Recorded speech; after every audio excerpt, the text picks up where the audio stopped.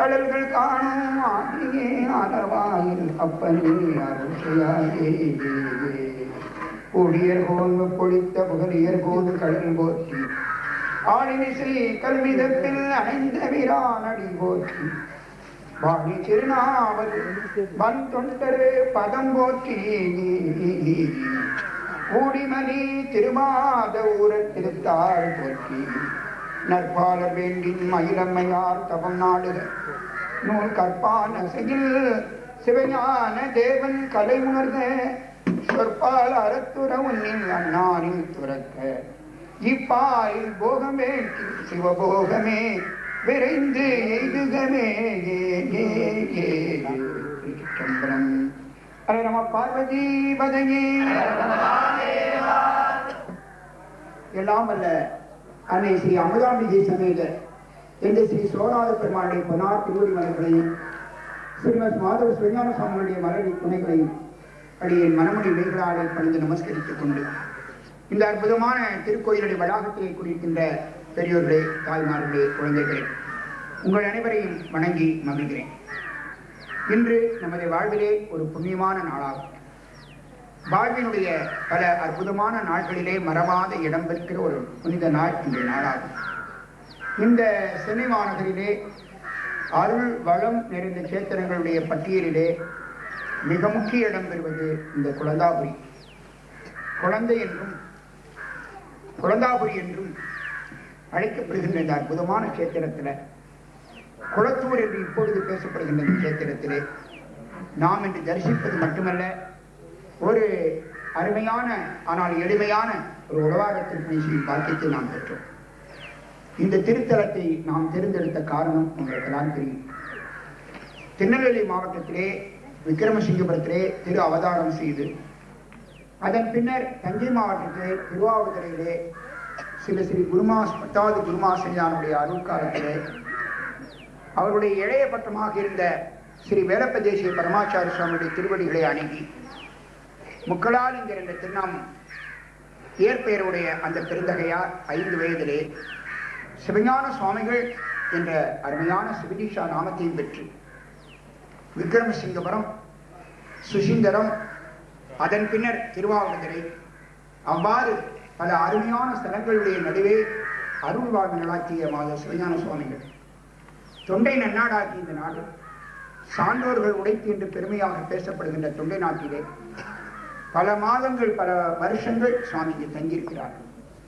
காஞ்சி மாநகரத்தை தலைமையிடமாக கொண்டு மாத சிவஞான சுவாமிகள் போக்குவரத்தும் எந்தவித வசதியும் இல்லாத காலத்தில் சுவாமிகள் இங்கே வருகை தந்தருளி இங்கிருக்கிற 3-4 சேத்திரங்களில் இருக்கிற என் பெருமானை தரிசித்து நாமெல்லாம் உய்யும் பொருட்டு அழியாத ஞான கருவூலங்களை நமக்கெல்லாம் நல்கி அருளி ஒரு அற்புதமான மகானாக ஞான திருமூர்த்தியாக திகழ்ந்த மாதவ சிவஞான சுவாமியுடைய திருவடி பெற்ற காரணத்தினால்தான் நாம் அந்த திருவடி நிழலிலே இருந்து அந்த சிவானுபவத்தை பெற வேண்டும் என்பதற்காக இந்த குளத்தூர் மாநகர் வந்தோம். இங்கே நமக்கு ஒரு அருமையான உழவார திருப்பணி காத்திருந்தது. அதனை இனிமையாக இன்னும் சொல்லப்போனால் முழுமையாக செய்யக்கூடிய பெரும்பேரும் அப்பிரபு நமக்கு வழங்கினார். இந்த அருமையான உழவார திருப்பணி முடிந்த பிறகு இங்கிருக்கிற சிவாச்சாரியார் சுவாமி அம்பாளுக்கு செய்கிற அந்த அபிஷேக வழிபாடும் நம்ம உள்ளத்தை கவர்ந்தது. இங்க வந்ததிலிருந்து இதுவரைக்கும் நம்முடைய உள்ளத்துல சோர்வோ அலுப்போ அடுத்தடுத்து செல்ல வேண்டும் என நினைப்போ, இன்னும் சொல்லப்போனா மதிய உணவை மறந்துட்டு நம்ம எல்லாரும் இங்க இருக்கிறோம். அதற்கு காரணம் இங்கே திருவொரு வளம் நிறைய இருக்கு. வந்தவரனே நம்ம வரவேற்க காத்திருந்தார்கள். பன்னெண்டு திருமுறை மன்றத்தார் சிறப்பாக தம்பி செல்வராஜ் அவர்களும் ராமசஞ்சீவி அவர்களும் அங்கே காத்திருந்து நம்ம வரவேற்றார். அடியார் பெருமக்களை எல்லாம் அன்போடு வரவேற்கிற அந்த பாங்கு இந்த ஸ்தலத்துக்கு மிக நல்ல மறக்க முடியாத முத்திரை கொடுக்கிற ஒரு பாங்காகும். இந்த அரிய சேத்திரத்திலே நாம் இப்பொழுது நிறைய கருத்தில் இருக்கிறோம். சற்று நேரத்துக்கு முன்னால் அம்மையப்பருடைய அருள் அபிஷேகம் நடக்கிற சமயத்தில் மாதவ சிவஞான சுவாமி அருள் செய்த 2 ஞான கருவூலங்களாக திகழ்கின்ற குளத்தூர் 19 அமுதாம்பிகை பிள்ளைத்தமிழனையும் ஆங்காங்கே திரு சன்னிதியில் இருந்து கொண்டு நாம் உளமாற சிந்திக்கின்ற ஒரு உயர்ந்த பேறு பெற்றோம். இனி நிறைவாக இந்த ஸ்தலத்தில் சுவாமிகள் அருள் செய்த மற்றொரு பொக்கிஷம் சோமேஸ்வர் முதுமொழி வெண்பா என்பதாகும். அதில் ஒரே ஒரு திருப்பாடலை இந்த சன்னிதியில் நாம் சிந்திக்க வேண்டும் என்ற கடமையோடு நேரம் அதிகமாவது அது அதனுடைய தொழில் கடிகாரம் அந்த வேலை அது செய்து கொண்டிருக்கும். அதற்காக கவலைப்படக்கூடாது. மிகவும் உங்களுக்கு அதிகமாக நேரத்தை பற்றி கவலை இருந்தால் கடிகாரத்துக்கு எரிஞ்சிருங்க. சற்று முன்னால் இங்க முள்ளையும் கலையும் தூக்கி எரிஞ்சது போல அதையும் தூக்கி எரிஞ்சிருங்க. அப்படி பெருமான் அப்படித்தான் ஒரு வாரம் பண்ணி செய்தேன். எனக்கு அந்த கை தான் போகும்போது வாட்ச கொண்டாந்தேன். இப்ப வாட்ச காணா என் பைக்குள்ள இருந்துட்டேன். அதனால இந்த மாதிரி நமக்கு தன்னை மறந்த ஒரு வாரத்திற்கு செய்ய பாக்கி இந்த ஸ்தலத்துல இந்த அருமையான ஸ்தலத்துல சுவாமிகளின் திருவுள்ளத்தை கவர்ந்து இந்த ஸ்தலம் இருந்த காரணத்தினால அவர்கள் 3 அருள் நூல்கள் நமக்கு வந்திருக்கிறார்கள். அந்த 3ஐயும் இந்த நகரத்தினுடைய 12 திருமொழி மன்றத்தால் அழகாக பதிப்பிட்டிருக்கிறார். ஏனென்றால் இந்த ஸ்தலத்துக்கு நாம் யாத்திரை வரும்போது தம்பி அழகர் சாமி நம்முடைய கருவிலமானவர்கள் இருக்கிற நூலகர் லைப்ரரி நம்முடைய ஸ்டேட்ல ஒரு பெஸ்ட் லைப்ரரி என்ற பட்டத்தை சமீபத்தில் வாங்கினோம். ரொம்ப அடக்கமும் ஒடுக்க முடியவில்லை. கொஞ்சம் அருமையான சிவபூஜை செல்வர் கோனம்பட்டி ஆஜனத்தினுடைய எங்களை போன்ற சீடர்கள் அவர் ஒரு கேள்வி கேட்டார். இந்த யாத்திரைக்கு போகும்போது சிவஞான சுவாமியுடைய நூல்கள்லாம் நீங்க சொன்னீங்களே அது கூட கிடைக்குமான்னு கேட்டார். இங்க அழகா அவர்கள் அந்த கேள்வி பயிற்சிட்டாங்க. இந்த ஸ்தலத்தோட 3ஐயும் சேர்த்து அருமையா வச்சுட்டு கொடுக்குறாங்க. அந்த வளமா இருக்கு. அது மாதிரி கரசை 18 அச்சாகன் ஒரு 1853 ஆதீனத்தில் போட்டாங்க. கும்பாபிஷேகம் வெளியிட போறோம். இந்த நூல்கள் கிடைப்பது அரிது. அதனை செம்மையாக நமக்கு தந்திருக்கிறார்கள் இந்த ஸ்தலத்தினுடைய 12 திருமுறை மன்றத்தார். அதுல ஒரே ஒரு பகுதியை நாம் பார்க்க இருக்கிறது சோமேஸ்வர் முதுமொழி வெண்பா. சோமேஸ்வர் இந்த ஸ்தலத்தில் இருக்கிற என் பெருமானுடைய திருநாமம் உங்களுக்கு எல்லாம் தெரியும். முதுமொழி என்பது திருக்குறளுக்கு பல பெயர்கள் உண்டு. அதுல ஒன்று முதுமொழி. பழமையான மொழி. நமக்கு பழமையை மறவாமல் இருக்க வாழ்வதற்கு கற்றுக் கொடுக்கிற ஒரு நூல் அந்த நூல் முதுமொழி. திருக்குறளுக்கு மற்றொரு பெயர். திருக்குறளுக்கு உள்ள பல பெயர்கள் உண்டு. பெரியவர்கள் பாராட்டி இந்த நூலுக்கு பல பெயர் இட்டிருக்கிறார்கள். அதுல ஒன்று முதுமொழி. மாதவ சிவஞான சுவாமிகள் இந்த ஸ்தலத்துல வந்தவுடனே அவர் திருவுள்ளத்தில் ஒரு ஆசை இருக்கும். என்ன ஆசைன்னு கேட்டேன்னா சுவாமி மேல இந்த 2 நூல் அருள் செய்து மட்டுமில்லாம திருக்குறள் பற்றிய ஒரு அரிய இலக்கியத்தை இங்கே தர வேண்டும் என்று திருவருள் சித்தம் அவர்களுக்கு இருந்தது. அதனால அவர்கள் என்ன செய்தார்கள், திருக்குறள்ல மொத்தம் 133 அதிகாரங்கள் இருக்கு. ஒரு அதிகாரத்துக்கு 10 பாடல். 131ஐயும் 10ஐயும் இருக்குன்னா இங்க கிடைச்ச சக்கர பொங்கல் மாதிரி நிறைய நம்பர் வரும். 1330 பாடல்கள். அவ்வளவுக்கும் 1330 பாடல் வெண்பா சுவாமி எழுதல. அவருக்கு 250 ஆண்டு இருக்கணும் தெரியும். இவங்க திருமலை வாயில் போறதுக்கு பறந்துக்கிட்டு கிடப்பாங்க. 1330 பாட்டு எழுதுனா இவங்க படிக்க மாட்டாங்க என்று சொல்லி 133 பாடல் மட்டுமே அடங்கிய சோமேஸ்வரன் முன்மொழி வைப்பார். ஒரு அதிகாரத்துக்கு ஒரு திருக்குறள். 10 திருக்குறள்ல ஒரு திருக்குறள் அது எடுத்துள்ள. அந்த திருக்குறளை எடுத்துக்கொண்டு அதனை ஒரு வெண்பாவினுடைய பின் 2 அடிகளாக அமைக்கிறார். முன் 2 ஒரு வெண்பாவுக்கு 4 வரி. அடிகள்னா வேற, வரி அதான் லைன்ஸ். ஆக 4 வரிகளுடைய வெண்பா இலக்கியத்தை அருளிய சுவாமிகள் அந்த 4 வரியில பின் 2 வரி திருக்குறள், முன் 2 வரி அந்த திருக்குறளுடைய உண்மை பொருளை, அதனுடைய உள்ளடக்கத்தை, அது சொல்கின்ற போதனையை பொருத்தமாக எடுத்துரைக்கின்ற எடுத்துக்காட்டுகள், உதாரணங்கள். அந்த உதாரணத்தை படிச்சுட்டு பின்னால் உள்ள திருக்குறளை படிச்ச உடனே அந்த திருக்குறள் ஞானம் தெளிவாயா. அப்படி ஒரு அதிகாரத்துக்கு ஒரு திருப்பாடலாக தேர்ந்தெடுத்து நம்முடைய பெருமான் 133 அருமையான வெண்பாக்களை பாடியுடைய புண்ணிய பூமி இது. ஆகவே சுவாமி பேர் கொண்டு சோமேஸ்வர் முதுமொழி வெண்பா. ஆக முதுமொழி என்பது உங்களுக்கெல்லாம் தெரியும். சற்று நேரத்துக்கு நான் சொன்ன திரும்ப நான் கேட்கணும் ஆசைப்படுறேன். இவ்வளவு ஸ்ட்ராங்கா சக்கரை பொங்கல் சாப்பிட்ட பிறகு, இவ்வளவு அருமையான காஃபி அருந்து பிறகு நீங்க விலை கொடுக்குறீங்கன்னா மீதிக்கிற சக்கரை பொங்கல் கூட உங்களுக்கு வரப்போம். அதனால முதுமொழி என்பது என்னன்னு சொல்லுவாங்க திருக்குறள். ஆக சோமேஸ்வர் திருக்குறள் அது வச்சு வெண்பா. இதுல 130 ஒரே ஒரு வெண்பா. சிரமமே படக்கூடாதீங்களா? நீங்க இருக்கிற நேரம் எனக்கு தெரியும். கைகள் எல்லாம் ஊன்றி எந்த சமயத்தில் கீழே விடுவோம் எனக்கு தெரியாது. அதனால நான் சீக்கிரமா உங்களுக்கு பஸ்ல இடம் கொடுத்தாதான் ஒரே ஒரு சுவாமி சார் முன்மொழி இருப்பாங்க. அழகான எல்லாமே அழகான பட்டான். அது ஒன்று நம்முடைய கந்தபுராணம் அடிப்படையாச்சு. நமக்கு அழகா கந்தபுராணம். அதுல கந்தபுராணத்தில் ஒரு செய்தியை சுவாமிகள் இந்த திருக்குறளுக்கு ஒரு உதாரணமாக எடுத்துக்காட்டார்கள். உருவதன்றி இடாமை வேண்டும் உருள் பெருஞ்சேருக்கு அச்சாணி அண்ணார் வைத்து. ஒருவரை மதிப்பு போகும்போது அவங்களுடைய எடைய, அவங்களுடைய உடைய, அவன் நடைமுறை பாவனை இவற்றை வச்சு நீ மதிப்பு போறாங்க. ஒருவதன்றி இடாமை, ஒருவருடைய எளிமையான ஆடையும் தோற்றத்தையும் தேவைப்பட ஒருவதன்றி எல்லாமே தேவைப்படும். அவங்கள அப்படி சொல்ல ஒரு உருவத்தை அடிப்படையாக வச்சு தேவைப்பட. இது நம்முடைய வாழ்க்கையில அப்படி செஞ்சுட்டு இருக்கோம்.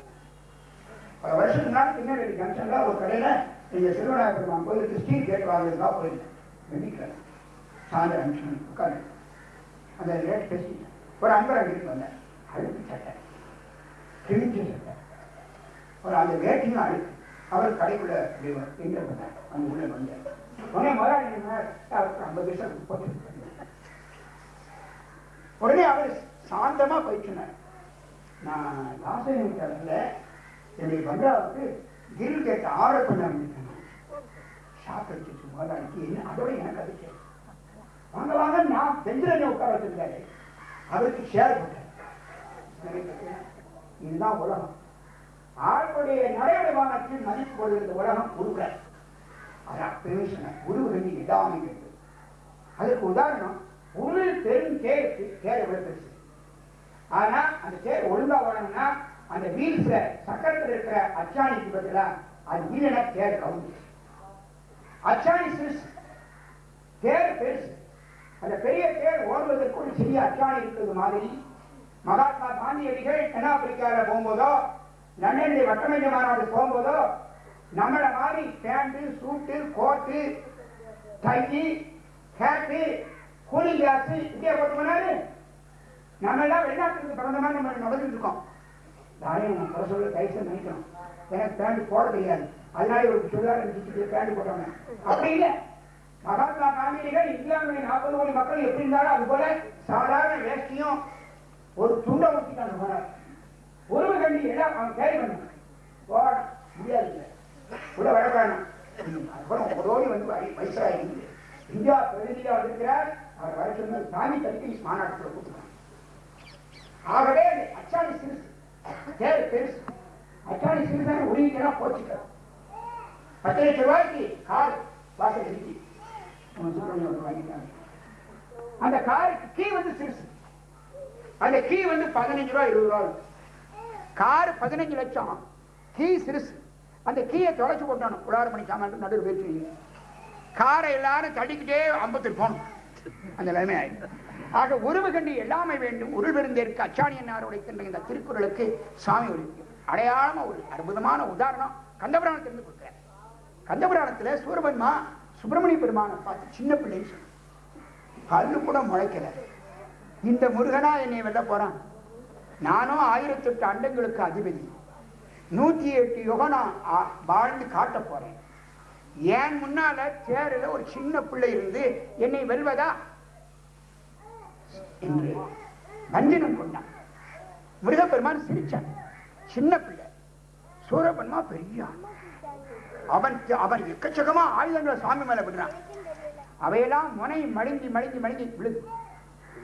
பார்க்கிறான் முருகப்பெருமான் சின்ன பிள்ளை நினைக்கிறான். அப்பொழுது கடைசியில சாமி என்ன பண்ணார், ஒரு பெரிய விஸ்வரூபத்தை எடுத்தார். உலகமெல்லாம் தன் மேனில காற்று பார்க்கிறான். ஆகா இவர் சின்ன பிள்ளை நினைச்சுட்டனே என்று கடைசி நேரத்துல எனக்கு என்ன பிரயோஜனம். பரீட்சையில காலுக்குள்ள போன பிறகு கொஸ்டினை பார்த்த பிறகு இதுக்குள்ள விட்டு நான் கொண்டு வரலையே, மத்தெல்லாம் வச்சிருக்கேனே அப்படி நினைச்சு என்ன பிரயோஜனம். அது மாதிரி அவன் நினைச்சான். எல்லாம் காலம் கடந்து வச்சு. ஐயோ சூடுதல் வேண்டும் தாள்கள், தொழுதிடல் வேண்டும் மங்கை, தாழுதல் வேண்டும் சென்னி, துதித்திடல் வேண்டும் தாது, ஆளுதல் வேண்டும் தீமை, அகன்று நான் இவருக்கு ஆளாகி வாழுதல் வேண்டும் நெஞ்சம் தடுத்தது மானம் ஒன்றே. ஆகா, அந்த பிரபுவை பார்த்தோன்னே என்னை சுத்தி சுத்தி கும்பிடணும் ஆசையா இருக்கு, அவர் புகழ பாடணும் ஆசையா இருக்கு, என்னுடைய சிரத்தை தாழ்ந்து வணங்கணும் ஆசை. ஆனா என் நெஞ்சத்துல மானம்னு அவர் தடுக்குது, போய் போய் அவரை கும்பிடுதுன்னு அதனால கும்பிடுங்க. அந்த சூரபன்மா கடைசியில சுப்பிரமணிய பெருமானுடைய வேலுக்கு ஆளான அது சரித்திரம். அதை எங்க அழகா வச்சுக்க. செவ்வேளை பாலன் என எள்ளி திரள் அழிந்தான் தூபாத வெஞ்சூரன் சோமேசா. வெஞ்சூரன் தூபாத வெஞ்சூரன் ஆற்றல் அடங்காத பேராற்றலுடைய சூரபன்மா செவ்வேளை முருகப்பெருமானாகிய இந்த பிரபுவை பாலன் என பல்முளைக்காத குழந்தையை நினைச்சான். செவ்வேளை பாலன் என எள்ளி பரிகாசம் பண்ண. அதனால அவனுக்கு கிடைச்ச முடிவு திரள் அழிந்தான். எல்லா ஆயுதங்களையும் அந்த சரணாகதி. செவ்வேளை பாலன் என எள்ளி திரள் அழிந்தான் தூவாத வெஞ்சூரன் சோமேசா. அவ்வாறு உருவு கண்டு எல்லாமே வேண்டும் உருள் பெருந்தேருக்கு அச்சாணி அன்னார் உடைத்து. என்ன அருமையான பச்சலா. பின்னால 2 வரைக்கும் திருக்குறள் பச்சலா, முன்னிய 2 வரைக்கும் பொருத்தமான எடுத்துக்காட்டு தரக்கூடிய ஒரே மா முனிவர் சிவஞான சுவாமி. 133 பாடல் அவ்வளவு இருக்கு. எனவே நீங்கள் எல்லாரும் 133 பாடலையும் மனப்பாடம் பண்ண சொல்லல. நமக்கு வீட்டுல எவ்வளவு ஒடிசு இருக்கு. 3 நாளா டிவியில சரியா படம் தெரியலன்னு ஒரே ஒடிசு. அவனை கூப்பிட்டா வரமாட்டாங்க, மனசே நிம்மதியே இல்லை. வீட்டுக்கு போய் என்ன செய்ய, டிவி முன்னால வெறும் அந்த புள்ளி புள்ளியை பார்க்கவா அப்படி எனக்கெல்லாம் ஒரே பிரஷர் ஏறி போச்சு. இவ்வளவு பிரஷர் இருக்கும் போது 133 பாட்டை படிக்க வையா. அதனால வாய்ப்பு கிடைக்கும் போதெல்லாம் ஒரு வாரத்துக்கு ஒரு பாடலை 4 வரியை படிக்கட்டும், மனப்பாடம் பண்ணாதீங்க.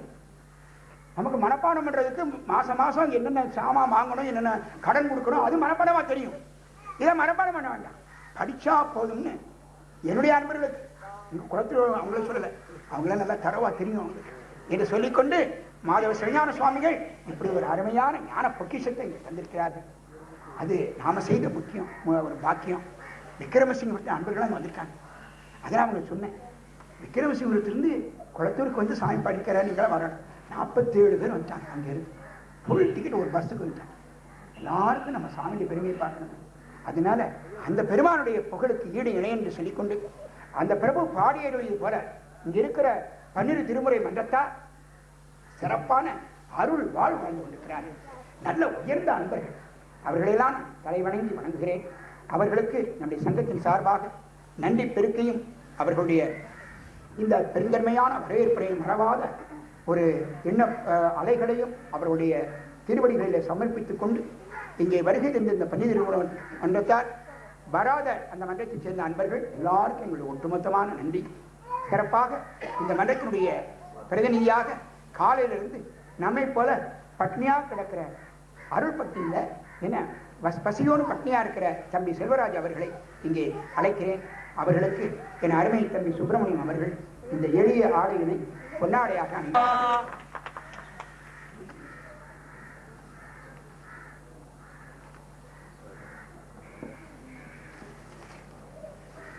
இந்த அருமையான மன்றத்துல பல அன்பர்கள் சுறுசுறுப்பார் காலையில இருந்து நம்ம கூட இருக்கிறாங்க.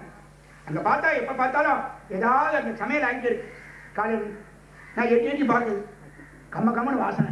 அங்க பக்கத்துல வர 1 மணி போயிடும். அதுக்காக வழியாந்து அப்படி இன்னைக்கு பூரா உட்கார்ந்துருந்தாங்க. அந்த நிறைவு தான் கொடுக்கறது கூட பாருங்க. கரண்டி பண்ணி இங்க இருந்தாலும் தயார் பண்ணாங்க. நம்மளா டீஸ்பூன் வச்சுக்கோங்க. இவ்வளவு பெரிய அருமையான கரண்டி உள்ள அப்படிப்பட்ட உள்ளம் சோமேஸ்வரர் முதுமொழி வெண்பாலையும் அமுதாமிக பிள்ளைத்தமிழையும் குளத்தில் 18 இங்கே வாழ்கின்ற பெருந்தர்களுடைய வாழ்க்கை வரலாற்றெல்லாம் சுவாமிகள் அருமையாக சொல்வது போல இன்னைக்கு அது நிதர்சனம் உண்மையாக இருக்கிறது. அவர்களெல்லாம் பாராட்டி அவர்களை ஆசீர்வாதம் பண்றேன். அவங்களுக்கு ஒரு விண்ணப்பம், நீங்கள் எல்லாம் ஒரு முறை அப்படியே குற்றாலத்தில் அறிவியல் குளிக்கைக்கு வரும்போது சங்கரங்களுக்கு வரணும் என்னுடைய சீசன். அதான தமிழ்நாடு கூட குற்றாலத்து அறிவியலை குளிக்கிறது. அதுக்கு வந்து அங்கே வருகிற சமயத்தில் அப்படியே சங்கரங்களுக்கு வந்து நீங்கள் எல்லாம் எங்களுடைய அன்பு உபசாரத்தை அனுபவிக்க வேண்டும் அன்போடு வேண்டுகிறோம். வாய்ப்பு வரவு கட்டாயம் நீங்கள் வரணும். எல்லா அன்பர்களையும் நாங்கள் ஒரு சேர தரிசிக்கக்கூடிய பாக்கியத்தை நாங்கள் விரும்புகிறோம். இது முகசதிக்குள்ள உண்மையில சொல்றோம் என்று உங்களை எல்லாம் வரவேற்றுக் கொண்டு நீங்கள் எல்லாரும் தென்பகுதிக்கு விஜயம் செய்து எங்களுடைய அன்பு உபசாரத்தை இதுபோல இல்லாட்டாலும் இது ஒரு 25% நீங்க பெற்று மகிழ வேண்டும் என்று கூறுகிறேன். இதில் சிறப்பாக ஐயா அவர்கள் கூடவே தேவா அந்த பதியத்தை படிக்கும்போது கூட இருந்தாங்க. ஒரு பாட்டை மனப்பாடமா சொல்றாங்க. எனக்கு சந்தோஷமா இருக்கு. நல்லா அழகா பண்ணி இந்த பாட்டை அப்படியே ரசிச்சாரு. தப்பு கிப்பு போடலானா அவனு பார்த்து பாடுவாங்க இல்ல, அவ்வளவு அருமையாக அவர் கூடவே இருந்து செஞ்சாங்க. எல்லாம் உயர்ந்த அன்பர்களை கொண்ட இந்த பன்னீர் திருமுறை மன்றம் பல்லாண்டு காலம் சைவ செழிப்பை உலகிற்கு பரப்ப வேண்டும் என்று வேண்டிக்கொண்டு ஒரே ஒரு விண்ணப்பம். இந்த நூல்ல இந்த நூல் வாழ்த்துறையில ஒரு அன்பர் ஒரு வாழ்த்துறை மஞ்சள் எழுதியிருக்காங்க. நான் குறை சொல்லல, ஆனா நம்முடைய பாதை எது என்பதுக்காக நான் பணிவோடு சொல்றேன். இந்த நூல் வாழ்த்துறையில ஒரு அன்பர் எழுதியிருக்காரு. இந்த சோமேஸ்வரன் முதுமொழி என்பால 78வது பாடல்ல நம்ம மாதவ சிவஞான சுவாமிகள் தட்சன் யாகத்தை சொல்லி வடமொழி யாகங்களை நடத்தக்கூடாது என்று மாதவ சிவஞான சுவாமிகள் சொல்லியிருக்கிறான்னு எழுதியிருக்காரு. 78வது பாடலை மேற்கோள் காட்டி ஒரு வாழ்த்துறையில் ஒரு பெரியவர், இந்த வட்டாரத்தில் பெரியவர், அவன் பேரை சொல்ல விரும்பல, ஒரு பயங்கரமான ஒரு அண்டப்புழுகை இருக்கிறார். 78வது பாடல்ல தட்சன் வேலியை பற்றி சாடுகின்ற மாதவ சிவஞான சுவாமிகள் வடமொழி யாகங்களை செய்யாதீர்கள் என்று சொல்லுகிறார்கள் இருக்கிறார். வடநூல் கடலும் தென்தமிழ் கடலும் நிலை கண்டு வாழ்ந்தவர் மாதவ சிவஞான சுவாமி. இருமொழிக்கும் கண்ணுதலார் முதற்குறவர். காஞ்சிபுராணத்துல மாதவ சிவஞான சுவாமிகள் தமிழும் சமஸ்கிருதமும் நமக்கு 2 கண்கள். மொழி வெளி சமயத்தில் வரக்கூடாது. இந்த மொழி பேசு, இந்த மொழி சொல்லக்கூடாது.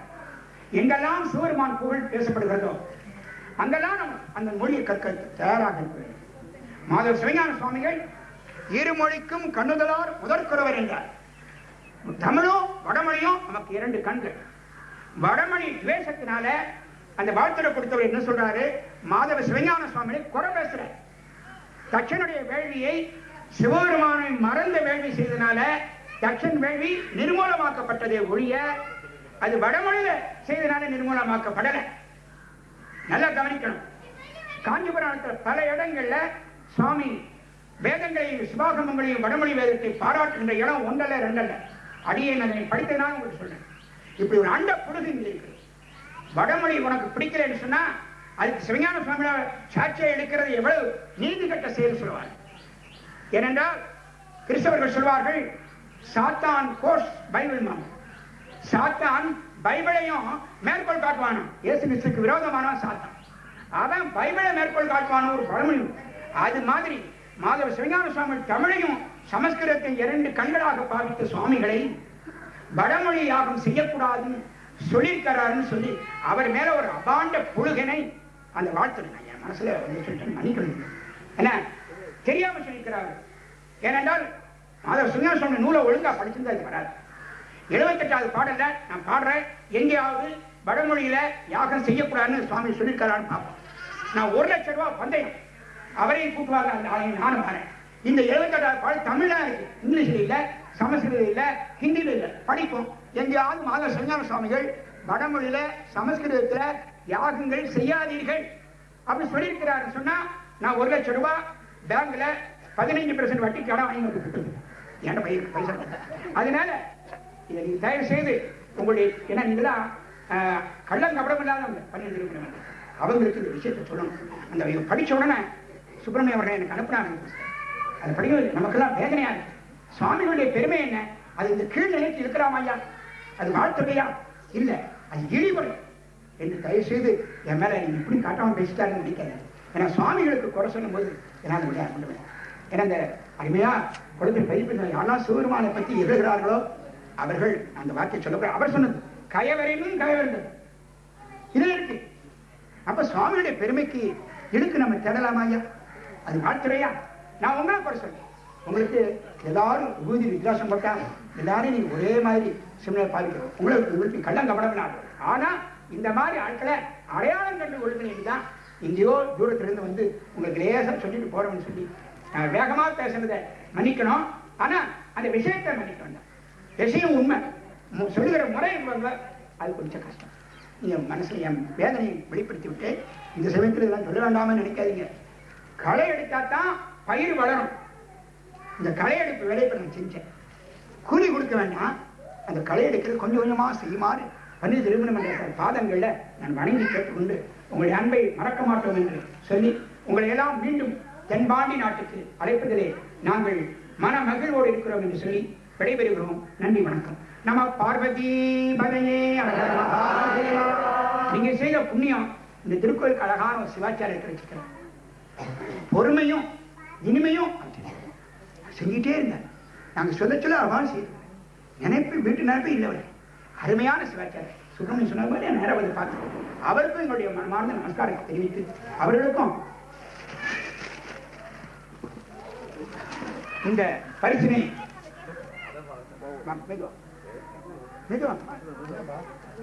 உட்கார்ந்திருப்பார் கால். நம்ம பார்வதி பதையே.